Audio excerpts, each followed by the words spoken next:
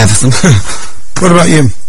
Yeah, again, it's just a confidence thing. Like, when I went in, like, obviously when you're a little kid, you've got no fear anyway, you just go for everything. But as you get older and you do meet people that, like, start dissing you and all that, it does knock your confidence a bit. But when people tell you you're good at something and you just keep building on it and you say, well, you're getting better, your confidence builds up, and then in the end you just don't care what people are saying to you. You're in the industry as well. What about your folks? I know they're very supportive of you now, and I know your dads are with you, but truthfully, how did they react when you said you wanted to go into that sort of thing? Go for it. Really? Yeah. That's the first word to my dad, come out of my dad's mouth. Go for it and don't let anyone know. I never knew nothing about when I was starting, like, or the dance school and that, because I was just doing talent shows from when I was like 7, and there was one lady that said to me, Dad, oh, you want to try and get him into a drama school? And my dad just took me one day, told me I was going to work with him, and he took me to this place and said, oh, I'm lost, let's go in and ask for directions. And we went in, I was sitting on this couch and there was just like pictures of ballerinas on the wall, and I thought, hang on a minute. And I was only like 7 or 8, and this lady came down, introduced herself and said, can you do a dance for me, can you sing for me? I said, I haven't got no music, and my dad had brought CDs with him, what I'd been doing, and she put me on the spot and just made me do it right then and there. But that's a good way of doing it. Yeah. We're getting lots and lots of texts. If you want to text, it's 80967. I'm not reading all these out. I love you, I love you, I love you, I love you too. Happy New Year, Peter, also to Eton Road. Look forward to seeing them in Chicago Rock this Thursday. Yeah. Oh yeah, we are. Yeah. At Warrington. We'll give us all those a plug. Saw you at the Olympia, thought you were absolutely amazing. Oh, thank you. Oh, can't read that one out. No, really? And how old are you? So David and Danny, love them. Where's Anthony and James? Anthony and James are probably in bed with a hangover from yesterday. But we were good yesterday and didn't drink much. Oh, that's alright. Enough to get up and out of bed. Well, if Anthony and James are listening, I know you couldn't make it because I know you've got family commitments, but if you do want to ring in, you're very welcome to speak to us on air. But it doesn't matter, sod you. I've got 2 Eton Road with me. We've got Leon Lopez coming in at about 10:30 as well. We're going to play a little bit of music, and we're just going to chill with these 2 lads and talk about how you could be a star and go on the X Factor. I could stay. Games here, it made me laugh that because who's that now? Who's just come in? Oh, we've got Leon's just arrived, so your dad's just gone down to let him in. He's lost on the other lift. He's come down. It's like a Brian Ricks fan. We're all getting lost in here. It's fun. We're going to tell you where you can actually see the lads working. There's a couple of places around here where you can go and see Eton Road, but also we want to mention about the website. We'll do that in a minute because there's been a bit of a problem. So we're going to play another tune and get the lads settled in, and Leon, and we'll be back in a moment. It's nice, and it's a sort of Christmassy, New Year-y 2007. By the way, happy birthday to Liverpool. It's 800 years old. This 800 years. And hello, Leon. Hello. How are you? I'm very well, thank you very much. Looking very trendy. It's cold. I'm just looking very cold. No, you're looking very trendy. And great news for you. What a great start to the year. Yeah. So tell us what's happening. I'm going to be appearing on this year's version of Soapstar Superstar. Woo! He's on the programme.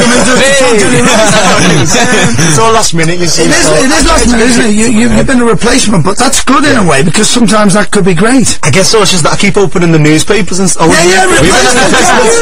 Replacements and it went. Oh, how cool is that? How cool is that? Of course, replacements. Replacements from Liverpool. Oh, now if Suzanne was here now, she'd be giving you recce. That's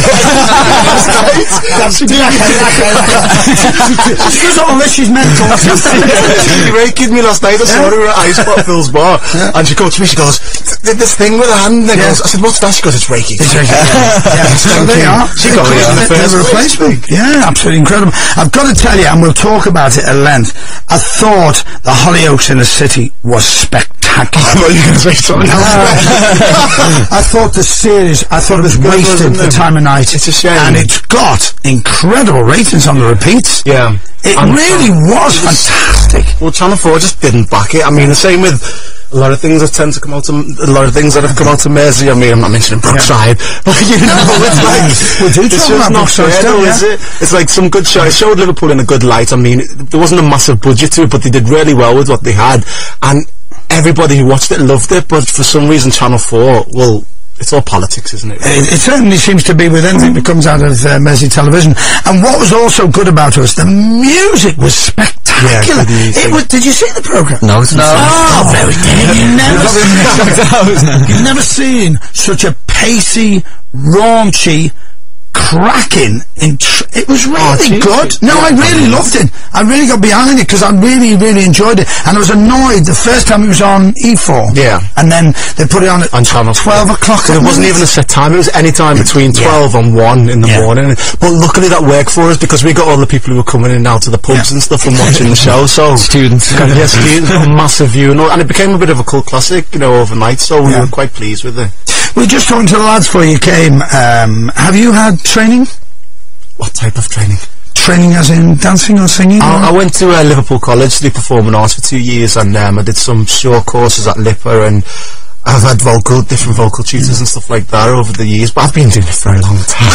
How old are you? Can we ask how old? 27. Right, how old are you? You're 17 and 19. God. Yes, so goodness.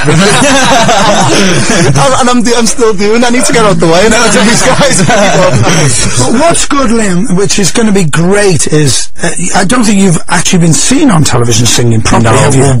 Not properly, no. Because that's what's exciting, because, I mean, I've seen you at the Philharmonic and some of the charities, and they've been incredible. Have you heard him sing? No. Wow. You'll be Don't say that. He's a cross between Richard Fleischman. No, it was a joke. No, he's got a tremendous voice. You're going to be very shocked. And because the guy who's not in the series is the guy from Emmerdale who's got those problems. And so, when did you find? Tell us what happened. Well, I was originally, because the audition is just the same as all the other shows, you just don't see it. So I had to go down and meet the producers, and they liked me, and then I had to sing in front of the camera, and then have screen tests and all kinds, and then I found out that not everybody else did. Apparently my profile wasn't high enough, so they got back to me about a week before it all got announced in the press, and so they were going to use you as a reserve. So I was like, alright, cool, because no matter what, at least I might have a chance. I still got to do all the vocal training and got to go to the shows and stuff. And then everything went a bit crazy, and then Ben had to pull out for obvious reasons, and they just called me up and said, oh, you're going to go in as replacement. So I was pleased, really, but I'd already had bits of the vocal training and all the other bits that had gone along with this, so I was kind of up to the same pace. And then luckily they managed to get me on the album as well, because originally they said, Sony said I wasn't allowed to because it was too short notice, but then it did, although I don't like the song. What's the song? I don't know if I'm allowed to. Well, I think Mrs. Robinson.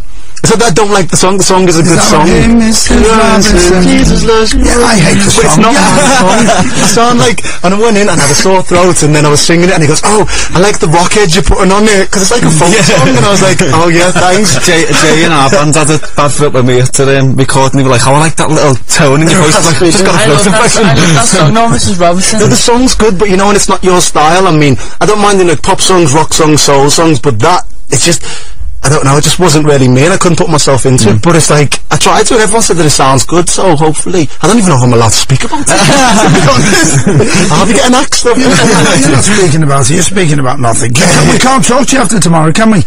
Well, that's when it all goes. It all kicks off, on Wednesday morning I get picked up, and then basically it's like, I swear, it's like a military mission. Are you living in the house? No, we don't have a house, we get put up in a hotel.